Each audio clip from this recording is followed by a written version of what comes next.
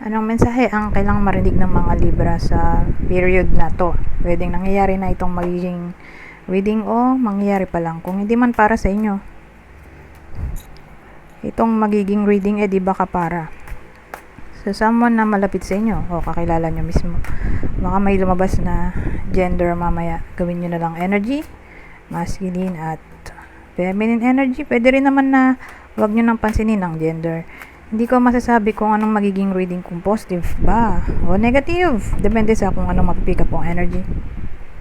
Walang masama kung papanorin ang sun, moon at rising sign. Kasi baka alin man sa mga yan ay mag-resonate na sa sitwasyon nyo. Ano to? May 5 of swords dito. So bago ako magsimula, alamin ko muna to. Saka to. Okay?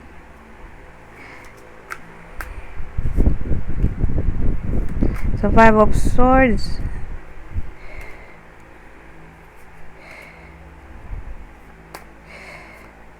Ayan yung clarifier cards ng 5 of swords. Ito naman ang clarifier cards ng magician.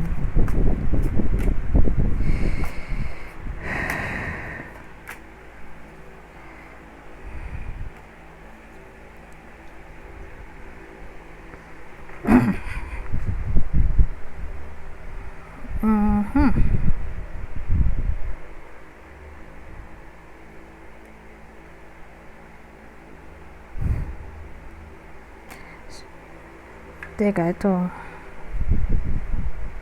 Ace of Pentacles. Ano kaya ito?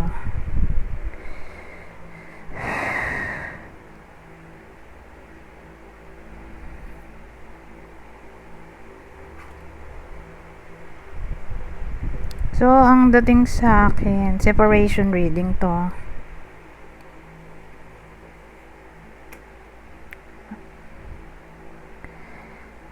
Kasi nandito yung death card.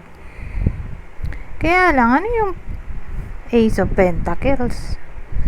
Tapos, ang weird, katabi niya yung 5 of Swords. Kaya nga kinlarify ko na to.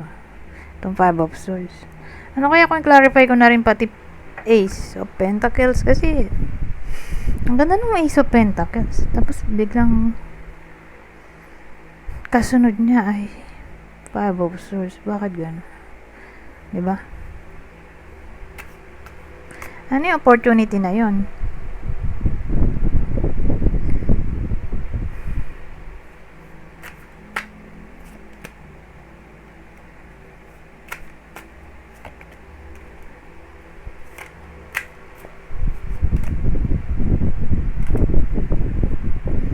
So, ito yung Ace of Pentacles. So, ang dami-dami ng cards. Hindi nakita. Hindi nakita yung naunang spread. Malit lang kasi yung space natin dito. Kaya, hindi pwedeng ilatag lahat ng cards. Nakita lahat. So, separation reading, diba? More like yung opportunity ay all about yung Ace of Pentacles ay opportunity.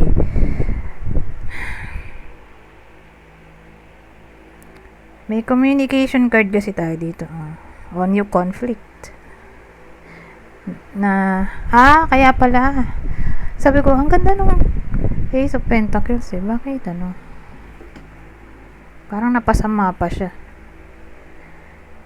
Kasi nga, sumunod ang kasunod niya ay 5 of Swords. So, yun na yung opportunity na yun. More like yung opportunity ay all about communication. Ay, magsiseparate pa lang pala to.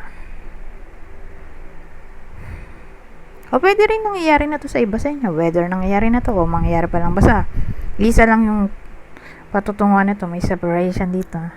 Tapos, yung opportunity ay all about communication. At ang communication ay nag-cause ng burden, tension,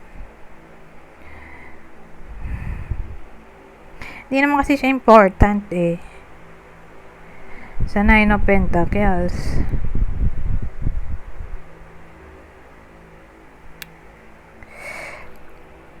So, more like luho siya. So, ano yun? Communication, luho. Or extra. Ganun. So, more like may third party dito.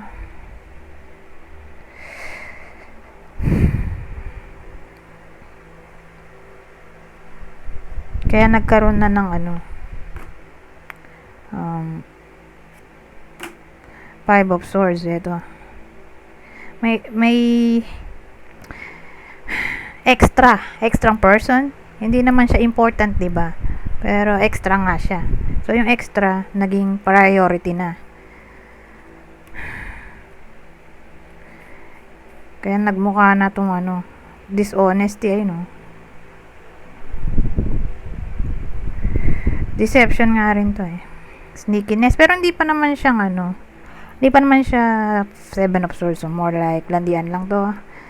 So ewan ko kung sinong kachat nito. Probably yung lalaki yung may kachat dito. Ito siya oh, lalaki. So yung bida natin ay lalaki. In a relationship. Walang anak, hindi kasal. Siya yung may kausap dito. Ito ay communication cards.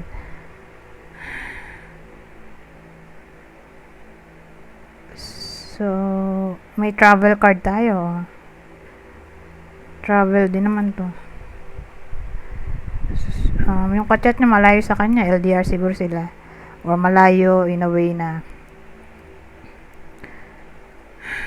mga 1 hour. 30 minutes to 1 hour siguro. Yung layo nila sa isa't isa. O sabihin natin hours na lang. Hours yung layo.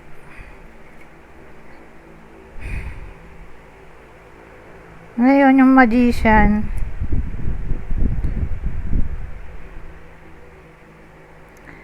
May enlighten siya dito eh, yung babae. So mag-partner sila, 'di ba? May enlighten siya kasi may madi-discover siya dito sa justice na clarity. So mahuhuli niya siguro to. Tong partner niya may kachat na iba or ewan ko. Masisense niya may kachat na iba. Kaya nandito yung magician. Kasi yung magician natin, iniisip ko, hindi naman siya laging positive, di rin laging negative. Pero sa case nito, nagmukha siyang negative. Yung magician, naging dishonest person. So, nagtuloy lang yung 5 of Swords dito sa magician. Yun nga, yung topic natin ay may kinalaman sa dishonesty.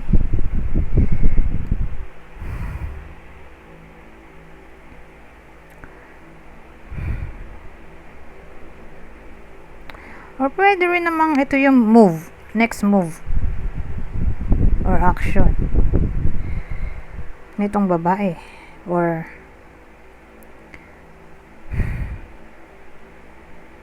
next na mangyayari.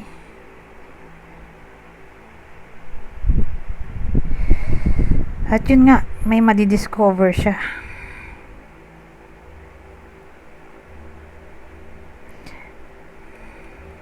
Kasi may manifest dun, oh. Parang mangyayari to. Ito yung mangyayari.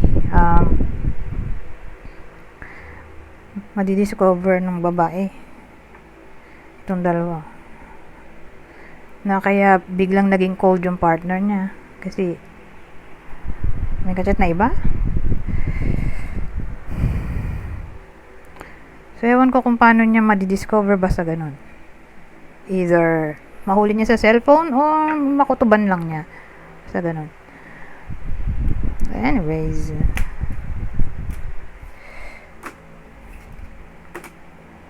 sina natin yung mga extra card na yan at napakarami.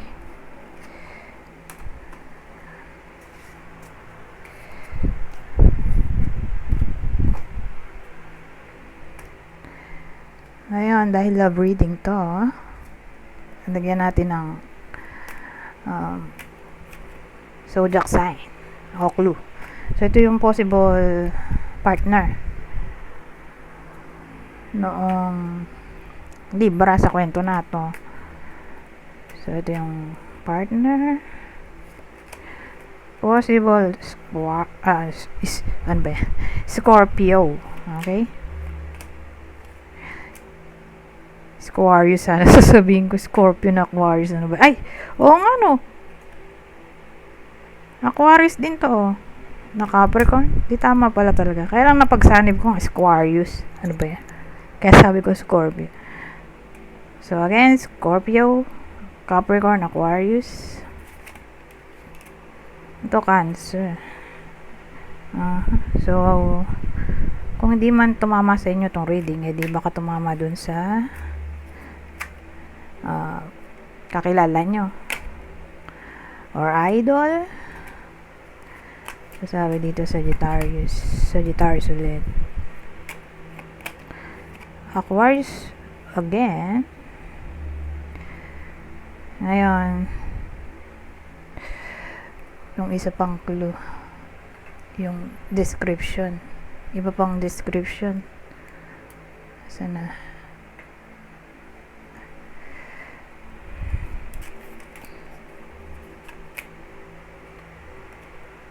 so yung clue natin pwedeng tumama sa inyo, sa person nyo, kakilala o idol. Kunin nyo lang yung clue na sa tingin nyo ay fit sa sitwasyon nyo. So may someone na short ang hair, white clothing. So may tao sa kwento na to. Kasi nagmukha na tong third party, di ba? Ayun na talaga pala ang kinahantungan ng reading. So yung clue natin, malamang yung mag-lovers, di ba? Yung tatama ng clue. Ito, mag-lovers, tas ito, third party. So alin man dyan yung clue na baka tumama dyan sa tatlong yan. White clothing. May someone na mahilig sa white, or ito yung uniform. White. All white. O halos white ang damit. Ito, square ang face. So, may someone na square ang face shape. Ito, fun colored hair. So, may someone na mahilig sa kulay ng buhok.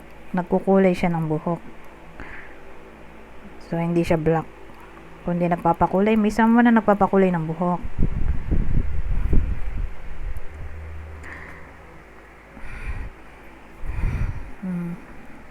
Ngayon, ito naman tayo sa susunod.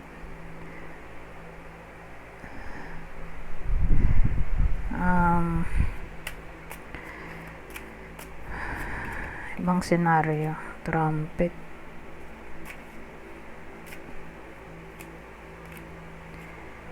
Here.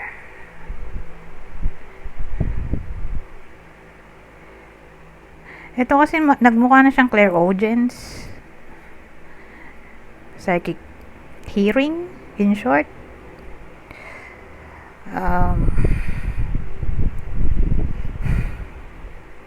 Paano yon? May sasagi sa isip ng iba sa inyo.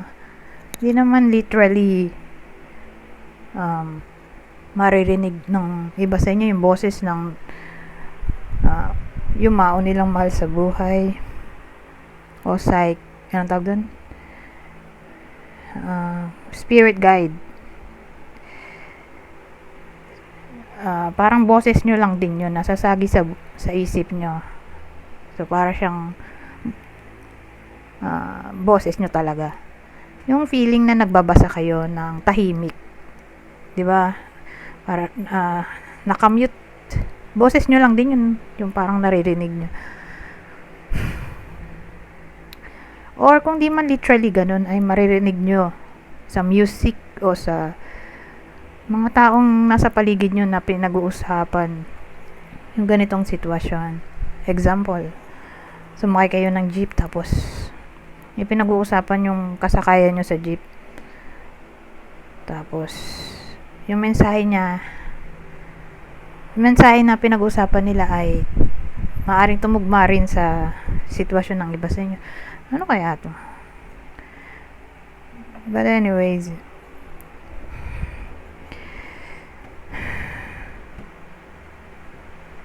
mensahe eh. Ito kasi ano siya eh. This is loved ones to eh. Para siyang ano, sa judgment. Ito naman, narinig. So, mukha siyang clairaudience. But anyways, since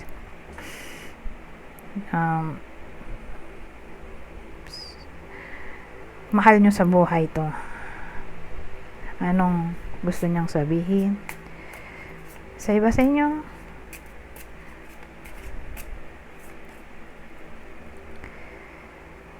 So, ito ang sabi. Mamaya alamin ko yung description nung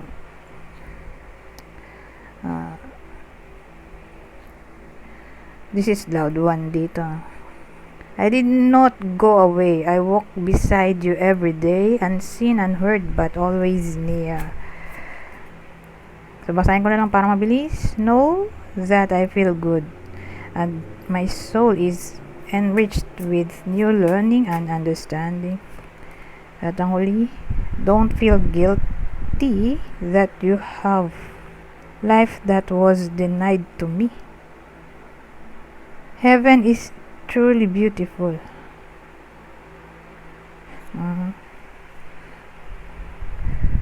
Anyways, etong anong kinamatay na lang siguro ng tao dito sa kwento para may idea kayo kung para sa inyo ba itong mensahe o hindi.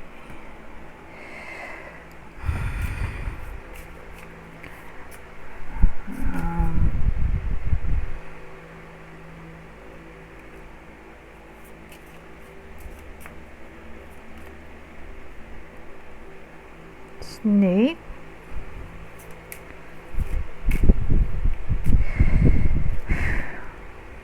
Tower. So, paano siya namatay? Tower. Snake. Bear.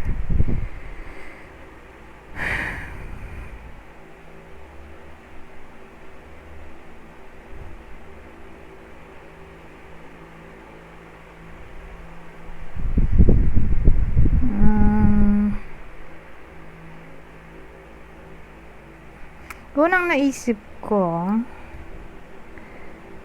ay namatay sa sakit sa hospital. Nandun mismo sa hospital, doon na namatay o na deads.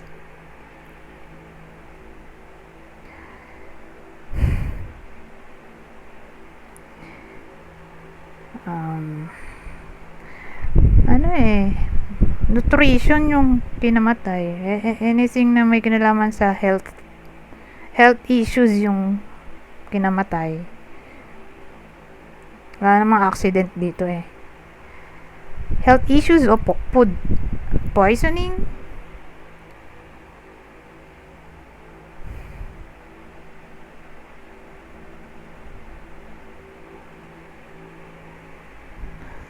So, iniisip ko kung nahulog ba to sa building. Kaya lang hindi siya tumutugma sa bear. Nadaganan ba to? Gumuho yung building. O cave. Nadaganan siya. Pwede rin ganun. Pero tumalon sa building, walang ganun.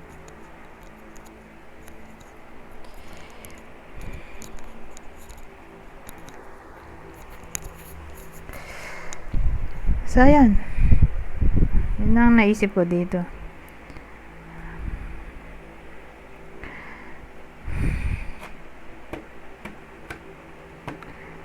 Hitsura ba? Kasi, maraming pagkakapareho. Diba? Hitsura ng tao.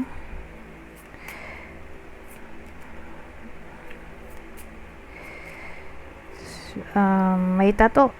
Ay, tama ba? Oo, may tato o may pierce, payat, may salamin, eyeglasses,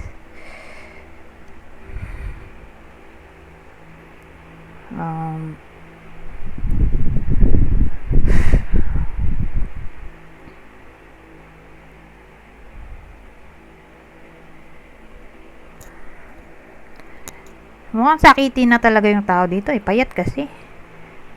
Parang payat na payat to.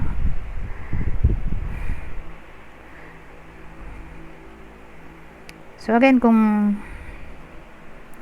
ano ba yun? Kung hindi tato, eh baka may pierce, mga hikaw sa katawan. Yung tao dito. Or kung wala man, eh mahilig siya sa mga revealing. Revealing. Parang rebellious yung tao dito. Revealing na damit. Masyadong sexy. Butas-butas ang damit. Revealing yung skin eh. Ang maikli masyado damit.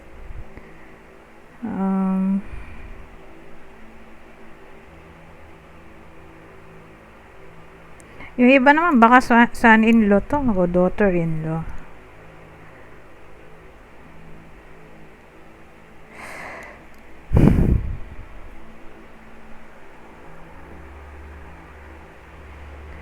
Yung iba parang sakit sa dugo ang ikinamatay.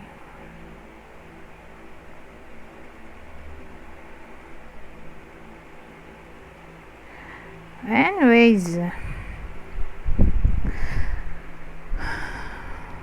basahin ko na lang tong part na to.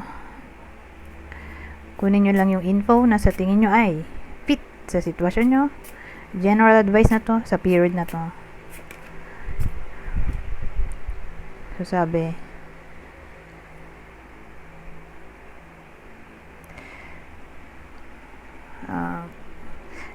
eclipse, dance with your shadows, discover hidden aspects of yourself in the darkness. Companion, listen to your inner voice. Your spirit guide is there to assist you. Oh, ito magandang part. Abundance. The chalice overflows with potential. Drink from it and prosper. Anyways, hanggang dito na lang. Goodbye for now.